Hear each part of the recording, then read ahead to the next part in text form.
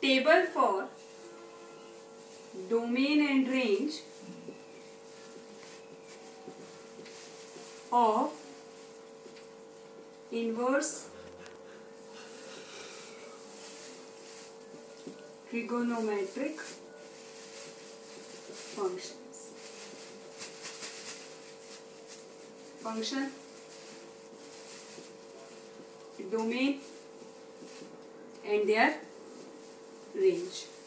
Firstly, sine inverse x. The domain for sine inverse x is -1 to 1 in closed interval and their range is -π/2 to π/2. Then cosec inverse x.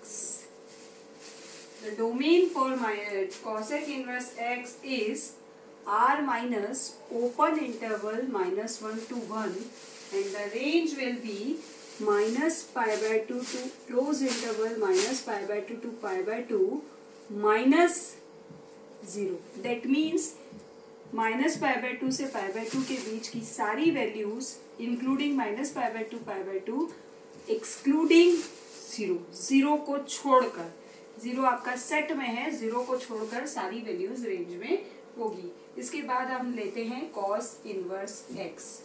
The domain for cos inverse x is also -1 to 1 and the range in closed interval.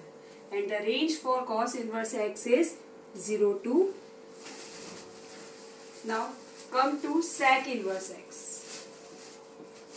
Sec inverse x, the domain for sec inverse x is r minus open interval -1 to 1 and the range will be 0 to pi in open interval -π/2.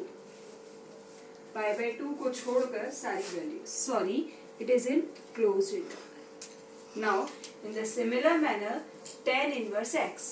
The domain for tan inverse x is all real values and the range for tan inverse x is -π/2 to π/2. But it is in open interval. And then cot inverse x. The domain for cot inverse x is also real values and the range is 0, pi open interval. बस आपको ये domain range का set याद करना है ताकि आप इसकी प्रिंसिपल वैल्यू इजीली फाइंड कर सकें. प्रिंसिपल वैल्यू के लिए आपको डोमेन रेंज पता होना जरूरी है. फॉर एग्जांपल आपकी फर्स्ट एक्सरसाइज के कुछ क्वेश्चंस हैं, थोड़ा सा मैं आपको बताती हूँ. ये अगर आपको एग्जाम में देखा जाए तो 1 मार्क में आते हैं, जो भी मैं आपको प्रिंसिपल वैल्यू के बारे में बता रही हूँ. Now the principal value, how will you find the principal value? That will your first exercise of the inverse trigonometric function. Suppose you have to find, अच्छा उसके लिए पहले हम कुछ प्रॉपर्टीज वाला एक पार्ट देख लेते हैं. तो ये पार्ट आपको इजी रहेगा और आपको ये आगे यूज भी रहेगा. मान लीजिए उसको देखते हैं, sine of sine inverse x. If you have trigonometric function and inverse function as they are same, so it will become x. But इसके लिए आपकी डोमेन है, x की वैल्यू जो आपने इनवर्स फंक्शन में पढ़ी है वो होनी चाहिए. क्या डोमेन था इसका?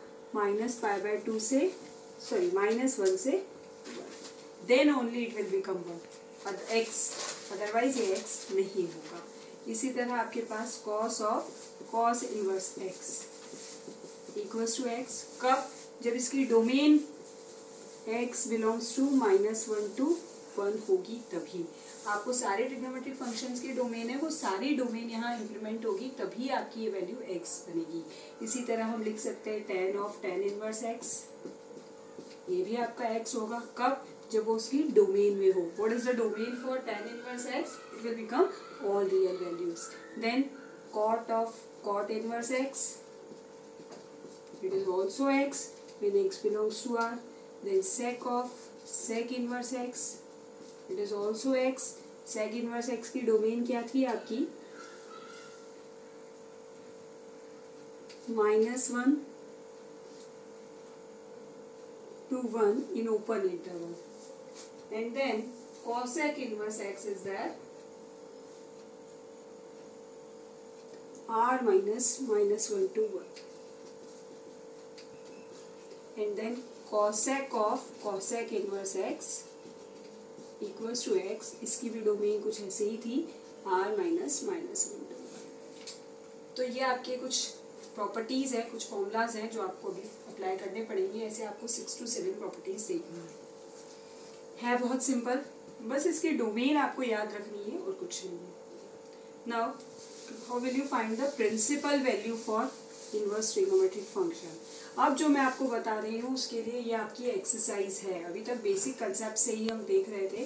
Now exercise, the first exercise of your 4th chapter from Newton. Suppose आपको साइन ऑफ, एक छोटी सी बात और बता देती हूँ एक्सरसाइज से पहले, बहुत छोटी सी बात है जो आपको पता होनी चाहिए। एक्चुअली इनवर्स ट्रिग्नोमेट्रिक फंक्शन आपको देता क्या है। अगर मैंने लिखा sine theta equals to half, ये आपका ट्रिग्नोमेट्रिक फंक्शन है। ट्रिग्नोमेट्रिक फंक्शन आपको हमेशा एक वैल्यू देगा, बट इनवर्स ट्रिग्नोमेट्रिक फंक्शन हमेशा आपको, सपोज साइन इनवर्स हाफ, ये हमेशा आपको एक एंगल प्रोवाइड करता है। आपको अभी बताया गया inverse trigonometric function means it will gives you angle only. जैसे मैंने लिखा tan inverse √3, what it mean? It means tan में √3 कब आता है? When you get √3 in tan, trigonometric function tan में आपको √3 कब मिलता है? It is in 60 degree, that is π/3। तो ये आपको हमेशा एक एंगल प्रोवाइड करेगा। पर बहुत सी बार अगर हमने ऐसा लिखा हो साइन इनवर्स 3/5, क्या आपको पता है कि साइन में 3/5 कब आता है? आप जो टेबल, जनरल टेबल पढ़ते हैं जो आपको याद रहती है, उसमें सिर्फ आप 5 ही वैल्यूज पढ़ते हैं, 0, 1/2, √3/2 एंड देन 1/√2, √3/2 एंड देन 1। इसके अलावा सारी वैल्यूज, सारे एंगल्स पर आपको वैल्यू देखने के लिए टेबल देखना पड़ता है। तो ये वैल्यू होगी जरूर साइन इनवर्स में, ये आपको पता है, बिकॉज साइन -1 से +1 लाई करता है और ये वैल्यू आपकी होती है 0.6। तो दैट मीन्स साइन में ये वैल्यू होगी जरूर, उसको हमको टेबल से फाइंड करना पड़ेगा, पर हम इतना सारा टेबल नहीं देख सकते, इसीलिए उसको हम इनवर्स फंक्शन में रहने देते हैं। और इन इनवर्स फंक्शन को सॉर्ट आउट करने के लिए कुछ हमारे पास फॉर्मूलाज रहते हैं, कुछ बेसिक्स कंसेप्ट्स रहते हैं, उसी पर आपको ये चैप्टर रीड करना है। नाउ अब आपको मैं बताती हूँ जो हम टॉपिक था हमारा एक्सरसाइज का, that is principal value. Principal value कैसे फाइंड की जाती है? Suppose you have given sine inverse -, simply 1।